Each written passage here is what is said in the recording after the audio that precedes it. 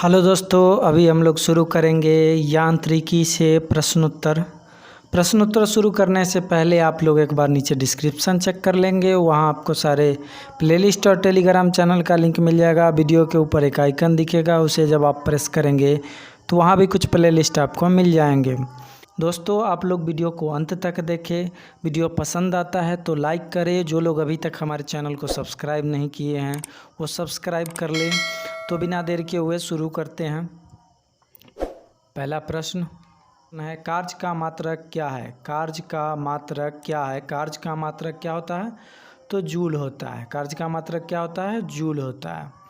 अगला प्रश्न, प्रकाश वर्ष मात्रक है। प्रकाश वर्ष मात्रक है। प्रकाश वर्ष मात्रक है किसका? दूरी का। इस चैप्टर में कुल 220 प्रश्न है यांत्रिकी में। निम्नलिखित में से कौन सी मात्रा जड़त्व का माप है? जड़त्व का माप कौन सी मात्रा है? तो वह है द्रव्यमान। सूची 1 को सूची 2 से सुमेलित कीजिए तथा सूचियों को नीचे दिए गए कूट से सही उत्तर का चयन कीजिए। क्या है? उच्च वेग। उच्च वेग का क्या होता है? मैक होता है। इसका मतलब व्यक्त किया जाता है मैक में। तरंग दैर्घ्य को किस चीज़ में व्यक्त किया जाता है? एंगस्ट्रॉम में व्यक्त किया। दाब को पास्कल में और ऊर्जा को जूल में। तो इस तरह से इसका सही जवाब हो जाएगा ऑप्शन सी। सूची 1 को सूची 2 से सुमेलित कीजिए तथा सूचियों को नीचे दिए गए कूट से सही उत्तर का चयन कीजिए। तो सूची 1 क्या? जूल का मात्रक क्या होता है? जूल किसका मात्रक होता है? तो जूल होता है कार्य का। पहला प्रश्न में ही किया है। एम्पियर क्या होता है? एम्पियर होता है धारा का। और वाट किसका होता है? तो वाट होता है सामर्थ्य का। और बोल्ट जो होता है विभवांतर का होता है। और इधर बच गया कैलोरी किसका होता है? ऊष्मा का होता है। तो इसका सही जवाब हो जाएगा ए का 3, बी का 1, सी का 2, डी का 4 और ई का 5। ऑप्शन ए सही जवाब हो जाएगा इसका। अगला सवाल, सूची 1 को सूची 2 से सुमेलित कीजिए तथा सूचियों को नीचे दिए गए कूट से सही उत्तर का चयन कीजिए। भौतिक राशियां हैं, दूसरी तरफ इकाई है। तो त्वरण की इकाई क्या होता है? त्वरण की इकाई होता है मीटर प्रति सेकेंड स्क्वायर होता है। बल की इकाई क्या होता है? बल का होता है न्यूटन। कृत कार्य का क्या होता है? कृत कार्य का होता है जूल। आवेग का होता है न्यूटन सेकेंड। तो इस तरह से इसका सही जवाब हो जाएगा ऑप्शन डी। निम्नलिखित में से समय का मात्रक क्या नहीं है? निम्नलिखित में से समय का मात्रक क्या नहीं है? तो समय का मात्रक जो है प्रकाश वर्ष नहीं है। अधिवर्ष होता है, चंद्रमा होता है और प्रकाश वर्ष जो होता है समय का मात्रक नहीं बल्कि दूरी का मात्रक है। पारसेक इकाई है। पारसेक किसकी इकाई होती है? तो दूरी की इकाई होती है। निम्नलिखित में से कौन सा एक सुमेलित नहीं है? कौन सा सुमेलित नहीं है? डेसिबल ध्वनि की तीव्रता सुमेलित है। शक्ति की इकाई सुमेलित है। समुद्री मील। नौ संचालन में दूरी की इकाई ये भी सुमेलित है। सेल्सियस ऊष्मा की इकाई ये सुमेलित नहीं है। तो इसका सही जवाब हो जाएगा ऑप्शन डी। ल्यूमेन किसका मात्रक है? ल्यूमेन किसका मात्रक है? तो ल्यूमेन होता है ज्योति फ्लक्स का मात्रक। क्यूरी किसकी इकाई है? क्यूरी किसकी इकाई होता है? तो रेडियो एक्टिव धारिता का इकाई होता है क्यूरी। पास्कल इकाई है। पास्कल किसका इकाई होता है? तो दाब का इकाई होता है। जूल निम्नलिखित की इकाई है। जूल किसकी इकाई है? तो जूल जो है ऊर्जा की इकाई है। मात्रकों की अंतर्राष्ट्रीय पद्धति कब लागू की गई? मात्रकों की अंतर्राष्ट्रीय पद्धति 1971 ईस्वी में लागू की गई। हर्ट्ज HZ क्या मापने की यूनिट है? हर्ट्ज से हम लोग तरंगों की आवृत्ति नापते हैं, फ्रीक्वेंसी नापते हैं। विद्युत मात्रा की इकाई है। विद्युत मात्रा की इकाई है एम्पियर। एसआई पद्धति में लेंस की शक्ति की इकाई क्या है? एसआई पद्धति में लेंस की शक्ति की इकाई डायोप्टर होता है। डेसिबल किसे मापने के लिए प्रयोग में लाया जाता है? तो डेसिबल वातावरण में ध्वनि की तीव्रता मापा जाता है डेसिबल में।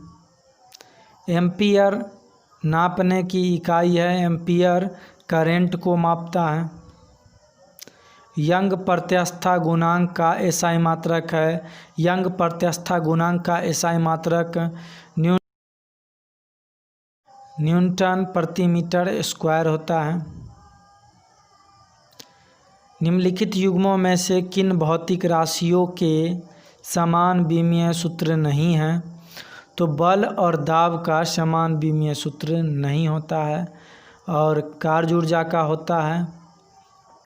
आवेग और संवेग का होता है। भार और बल का, ये सब भौतिक राशि का समान विमीय सूत्र होता है। एक खगोलीय इकाई संबंधित है। एक खगोलीय इकाई सूर्य एवं पृथ्वी के बीच की दूरी से संबंधित है। निम्नलिखित में से कौन सी अविमीय राशि है? अविमीय जिसका बीमा नहीं होता वो कौन सी राशि है? तो विकृति है। निम्नलिखित में से कौन एक सदिश राशि नहीं है? तो संवेग सदिश राशि है, वेग सदिश राशि है, कोणीय वेग सदिश राशि है, द्रव्यमान जो है अदिश राशि है। अदिश राशि है। अदिश राशि ऊर्जा जो है अदिश राशि है। बाद बाकी सब ये सदिश राशि है वाला अघूर्ण संवेग। निम्नलिखित में से कौन सी एक सदिश राशि है? निम्नलिखित में से कौन सी एक सदिश राशि है? तो संवेग एक सदिश राशि है। दाब, ऊर्जा और कार्य जो है अदिश राशि है। निम्नलिखित में से कौन सी राशि सदिश नहीं है? निम्नलिखित में से कौन सी राशि सदिश नहीं है? तो आयतन जो है सदिश नहीं है, बाद बाकी सदिश हैं। निम्नलिखित में सदिश राशि है तो वेग जो है सदिश राशि होता है। निम्नलिखित में से कौन सा एक व्युत्पन्न परिभाषा नहीं है? व्युत्पन्न परिभाषा नहीं है। द्रव्यमान जो है व्युत्पन्न परिभाषा नहीं है द्रव्यमान का। त्वरण ज्ञात करने की सही सूत्र कौन सा है? त्वरण ज्ञात करने का सही सूत्र A बराबर V-U/T होता है। तो सही जवाब ऑप्शन ए हो जाएगा इसका। पदार्थ के संवेग और वेग के अनुपात से कौन सी भौतिक राशि प्राप्त की जाती है? तो कहता है संवेग और वेग के अनुपात। संवेग और वेग के अनुपात से कौन सी भौतिक राशि प्राप्त की जाती है? तो किसका सूत्र होता है? संवेग बटे वेग, तो होता है द्रव्यमान का सूत्र। पलांक के अचर में किसका आयाम होता है? पलांक के अचर में कोणीय गति का आयाम होता है। एक लड़की झूले पर बैठी स्थिति में झूला झूल रही है। उस लड़की के खड़े हो जाने पर दोलन का आवर्त काल मतलब क्या होगा? तो आवर्त काल क्या हो जाएगा? कम हो जाएगा। घूर्णन करती एक गोल मेज पर अचानक एक लड़का आकर बैठ जाता है। मेज के कोणीय वेग पर क्या प्रभाव पड़ेगा? तो जब मेज घूम रहा है गोल, एक लड़का आके बैठ जाएगा तो वेग क्या हो जाएगा? इसका जो है पहले से गति जो है भार बढ़ने की वजह से क्या हो जाएगा? कम जाएगा। तो क्या हो जाएगा? कम हो जाएगा। यदि किसी चली हुई वस्तु के वेग को 2 गुना कर दी जाए तो उसका या उसकी क्या हो जाएगा? गति ऊर्जा 4 गुना हो जाएगा। वेग को दुगुना कर दिया जाएगा तो गतिज ऊर्जा क्या हो जाएगा?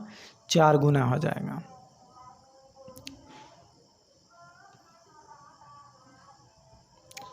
किसी पिंड के द्रव्यमान तथा भार में अंतर होता है क्योंकि अंतर होता है? द्रव्यमान स्थिर रहता है जबकि भार परिवर्तनीय होता है। मतलब अलग अलग जगहों पे अलग अलग पिंड पे भार अलग अलग होते हैं, परंतु द्रव्यमान जो है सभी जगह एक ही जैसा होता है। किसी भी स्थिर या गतिशील वस्तु की स्थिति और दिशा में तब तक कोई परिवर्तन नहीं होता जब तक उस पर कोई बाह्य बल सक्रिय न हो। यह क्या है? तो यह न्यूटन का गति विषयक प्रथम नियम है। किसी असंतुलित बल द्वारा किसी पिंड में उत्पन्न त्वरण क्या कहलाता है? बल के अनुक्रमानुपाती होता है। क्या होता है? तो बल के अनुक्रमानुपाती होता है। न्यूटन के गति के तीसरे नियम के अनुसार क्रिया तथा प्रतिक्रिया से संबंध बल हमेशा भिन्न भिन्न वस्तुओं पर ही लगे होने चाहिए।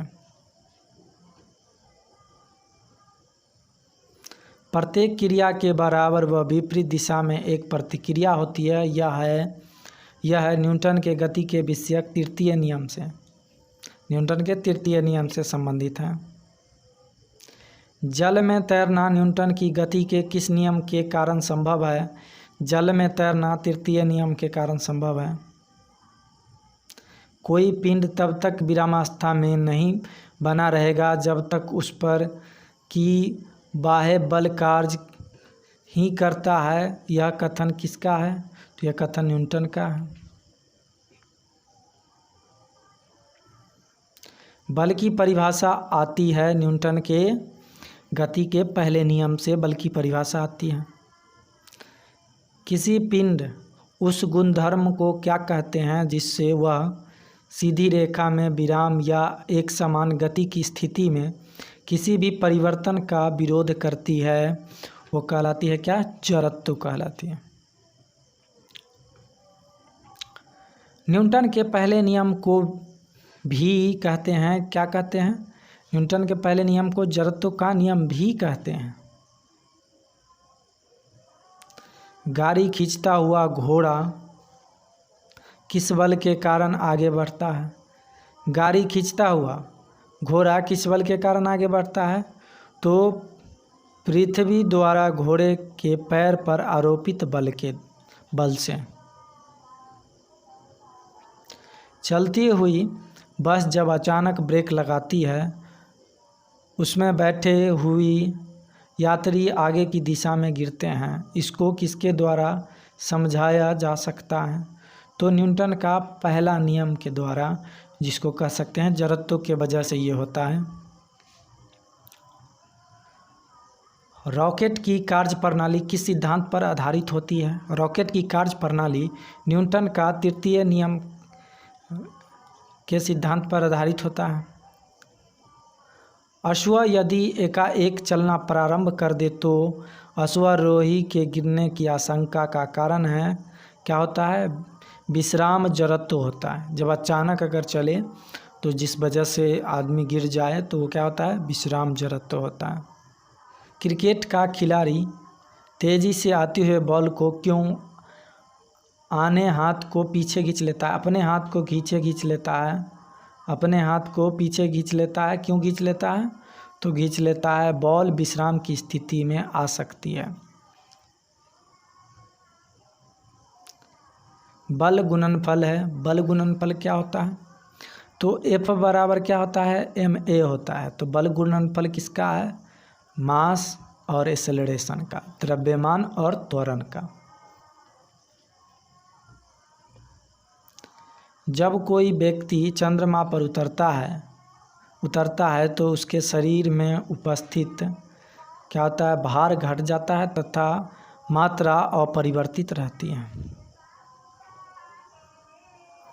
यदि हम भूमध्य रेखा से ध्रुवों की ओर जाते हैं तो जी का मान क्या होगा? बढ़ेगा। ध्रुव की तरफ बढ़ने पर भूमध्य रेखा से जी का मान क्या होता है?